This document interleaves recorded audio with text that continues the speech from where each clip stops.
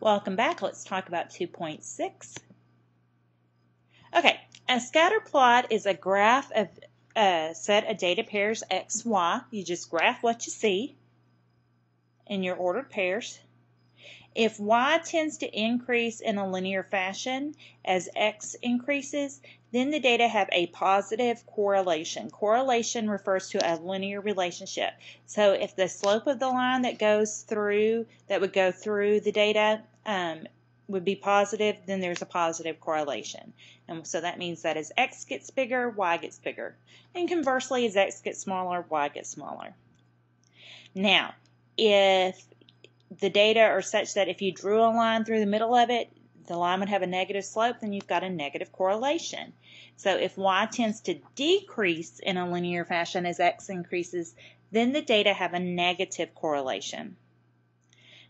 If the graph shows no obvious pattern, then the data have approximately no correlation, or a correlation very close to zero. A correlation of zero means that you don't have a linear pattern at all. In fact, you probably have just a big cloud of data where knowing anything about x doesn't really tell you anything about y. A best fitting line is the line that lies as close as possible to all the data points. Now, we're not going to actually calculate the best line of fit. It's called the least squares regression line, and it takes every point into account. We're going to practice using skills that we have at this point in Algebra 2 by by drawing a line that represents the data well and picking out 2 points on that line. They might be data points, they might not be, but they need to be 2 points on that line, and then from there we're going to write the equation of the line. So, when you're approximating a best fitting line, you want to draw a scatter plot of the data, and that'll tell you some things. It'll tell you if a linear model is even reasonable. It will tell you whether you should have a positive correlation and a positive slope or a negative correlation, so a negative slope. It's going to give you really good information.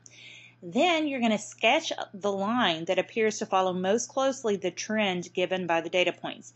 There should be about as many points above the line as below it, because they're not going to hit the line exactly most of the time. Most real world data is a little messier than that. Okay, so about half the point should be above it, about half should be below it. Choose 2 points on the line. Now they need to come from the line. If they happen to be data points, that's great. If not, that's fine too, but they need to come from the line and estimate the coordinates of each point. Write an equation of the line that passes through the 2 points from step 3. So you're going to know 2 points, so you'll use them to find the slope, and then you'll use that slope in one of the points to start your equation in point-slope form, and then transform it to slope-intercept form.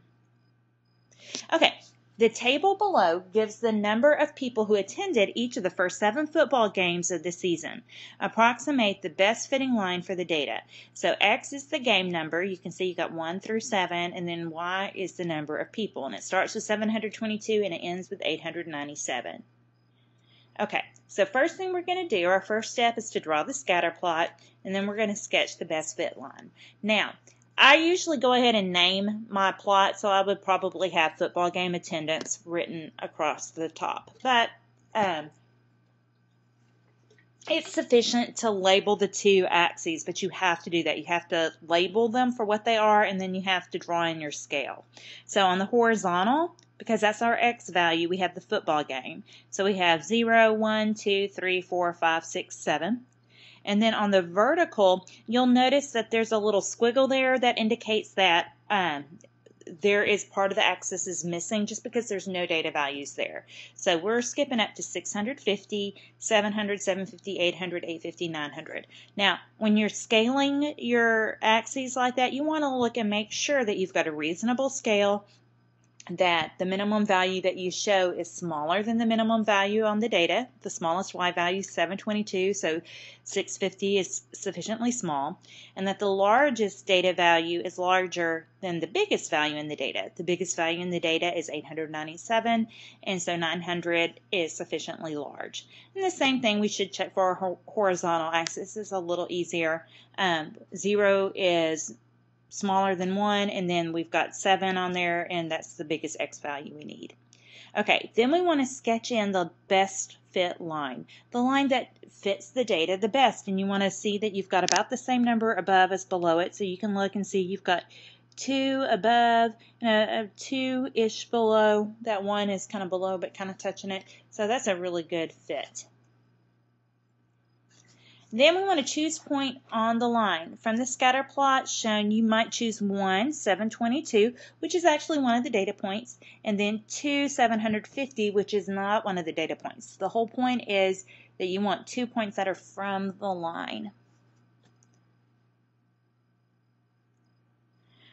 Step 4, write an equation of the line. The line that passes through the 2 points has a slope of m equals, we're doing y2 minus y1 over x2 minus x1. So 750 minus 722 over 2 minus 1 is 28 over 1, which is 28. And then we use point slope form to write the equation. So y minus y1 equals m times x minus x1. So let's see. Y1 is 722, x1 is 1, and our slope is 28. So we're going to have y minus 722 equals 28 times the quantity x minus 1. We've got to distribute the 28, and so we get y minus 722 equals 28x minus 28. And then we add the 722, and we get y equals 28x plus 694. So an approximation of the best fitting line is y equals 28x plus 694.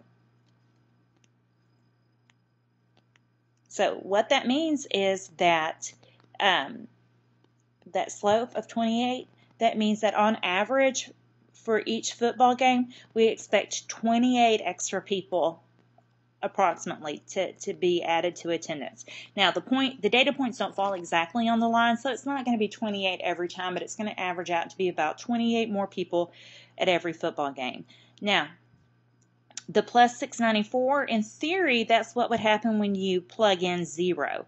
But if you think about it, the 0th football game doesn't make sense. It's great that there would be 694 people there, but there's no such thing as the 0th football game. It just gets us started at a point that our slope works for our situation. Use the equation of the line of best fit from example 2 to predict the number of people that will attend the 10th football game. So we're going to let x equal 10 and see what we predict the attendance to be. And this would be important, say, for the concessions people to know so they can make sure they have enough food, make sure you've got enough programs, make sure you have enough seating. Because you are predicting the 10th game, substitute 10 for x in the equation from example 2.